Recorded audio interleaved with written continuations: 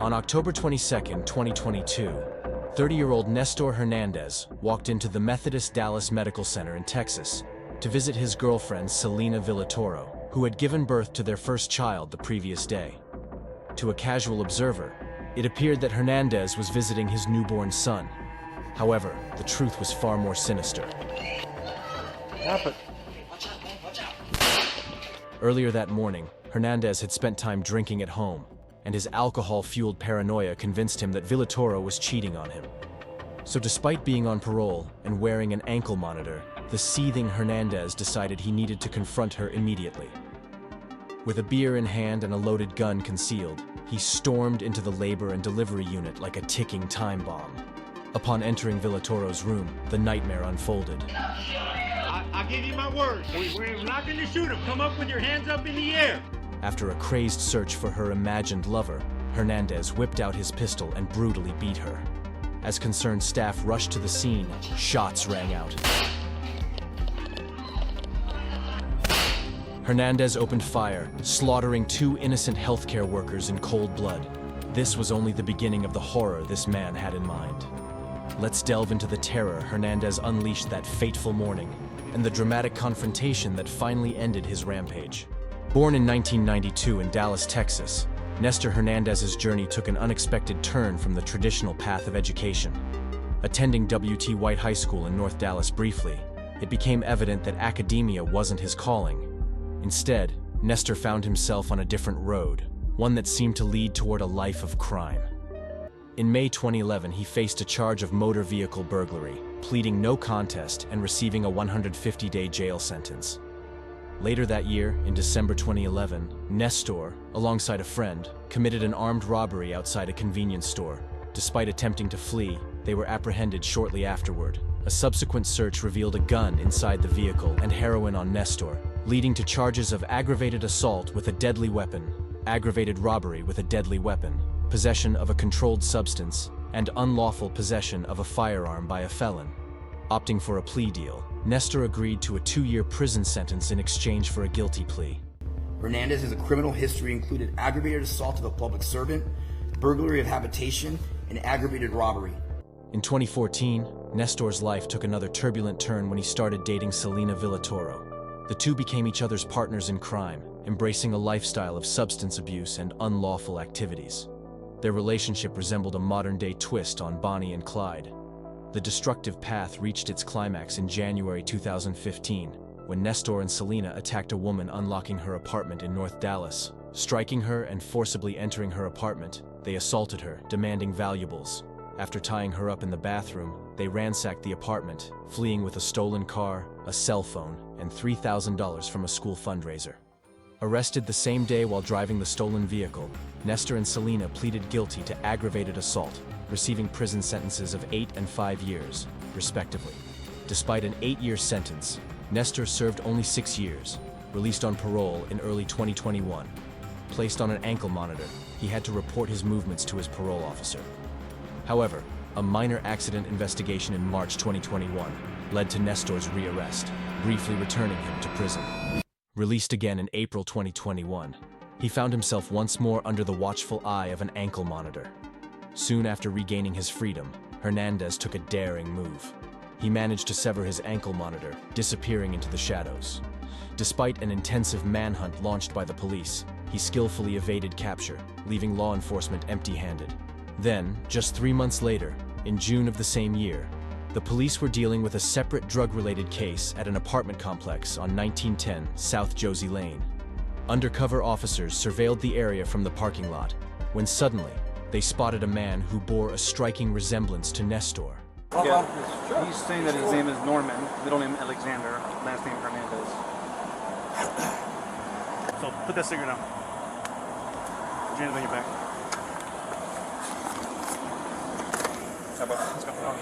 Let's go. Nora, Edward, Sam, Tom, Ocean, Robert.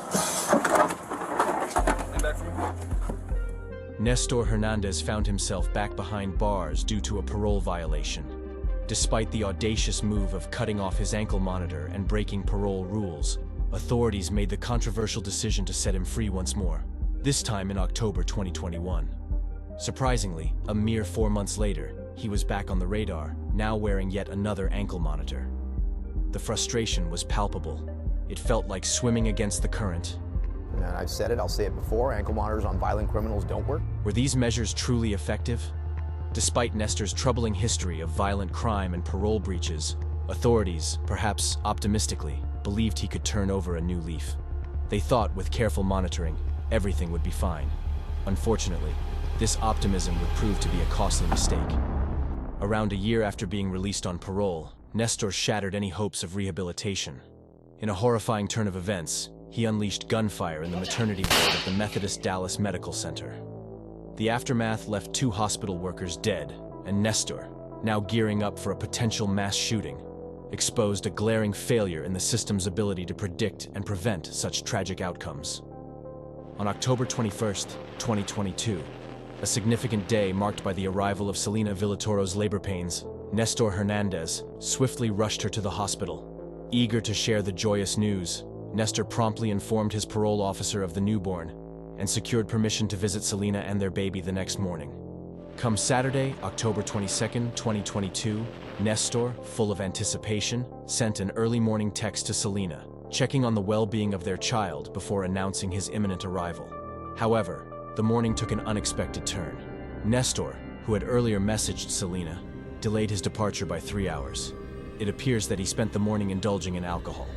At approximately 10:20 a.m., he strolled into the Methodist Dallas Medical Center in Texas, beer in hand, casually collecting a face mask on his way to Selena's room. In a surreal mix-up, Nestor initially entered the wrong room, encountering 18-year-old Noah Mia Davia, who had just given birth. Visibly intoxicated, Nestor mistook Davia for his girlfriend, creating a bizarre and confusing situation. After this peculiar encounter, Nestor finally found his way to Selena's room. What unfolded next was a distressing scene. Nestor, behaving erratically, accused Selena of infidelity and proceeded to search the hospital room for the imaginary third party. When his search proved fruitless, Nestor escalated the situation by brandishing a handgun, assaulting Selena in the process. Desperate to shield her newborn from harm, Selena attempted to calm Nestor, assuring him that there was no one else. And I had the baby. I had my baby right here, and he hit me on this side, and I thought he was gonna hit the baby. Ignoring her pleas, Nestor ominously declared that they would both perish that day. He just kept saying, like, yeah, you see, like, you thought this was a game, like, we're gonna die today, like. Shortly thereafter, 45-year-old social worker Jacqueline Pokwa entered Selena's room on a routine checkup. Tragically, Nestor opened fire, taking her life. The hospital staff, initially puzzled by the loud noises, were thrust into chaos when 63-year-old nurse Annette Flowers, responding to the commotion, was also fatally shot by Nestor. Preparing for further violence, Nestor reloaded his weapon, seemingly ready for a mass shooting. As he attempted to exit the room, a stroke of luck intervened.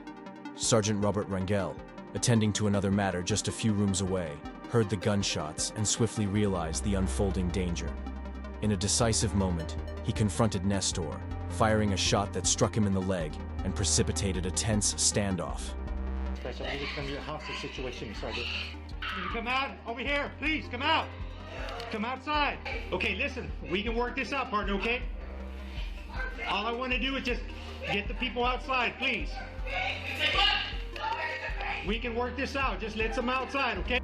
Nestor Hernandez eventually surrendered. In a gripping courtroom saga, Nestor Hernandez's fate was sealed as a jury delivered a life sentence on Thursday. The verdict came in response to the chilling events of October 2022, when Hernandez, 31, fatally shot 2 dedicated hospital employees during a heated argument with his girlfriend, who had just given birth. The jury, after meticulous deliberation, deemed Hernandez guilty of capital murder in connection to the tragedy that unfolded at the Methodist Dallas Medical Center in Texas. The victims, 45-year-old social worker Jacqueline Pokwa and 63-year-old nurse Katie Annette Flowers, lost their lives in the line of duty. Inside the courtroom, Hernandez's admission to firing the fatal shots hung heavy in the air. However, he claimed it was an accident, a statement that triggered a strategic move by his defense team to argue for a lesser charge. I just panicked, you know what I mean? I didn't know what to do. I just, you know what I'm saying? I just shot somebody, I guess. I wasn't thinking right. I just wasn't, Hernandez confessed in court, as reported by CBS News Texas. I didn't even see the second nurse in the hallway. Contrary to Hernandez's assertion of accidental harm, prosecutors painted a different narrative. Dallas County District Attorney John Creuzot asserted that Hernandez entered the hospital with a sinister cocktail of rage, resentment, anger, and a plan to kill. The prosecution methodically dismantled Hernandez's defense, exposing the intentional nature of his actions.